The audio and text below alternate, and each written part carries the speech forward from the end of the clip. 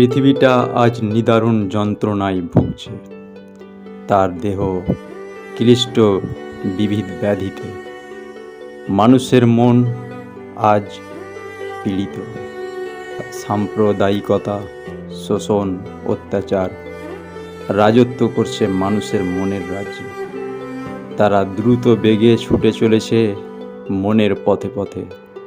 মনের এক দেশ থেকে আরেক দেশ জয় করে চলেছে অনায়াসে। সম্প্রীতির মানবতার সৈনিকরা দুর্বল হয়ে পড়েছে, থামাতে পারছে না তাদেরকে।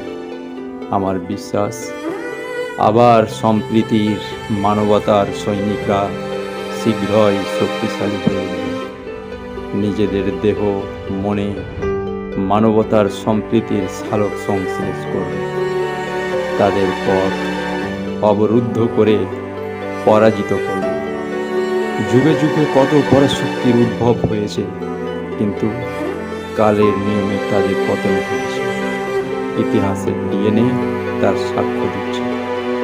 সময় প্যানেসিয়া নিয়ে এসে সকলকে আরোগ্য করবে।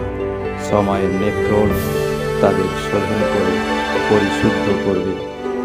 মানবতার সম্প্রীতির সুগন্ধি ধরণী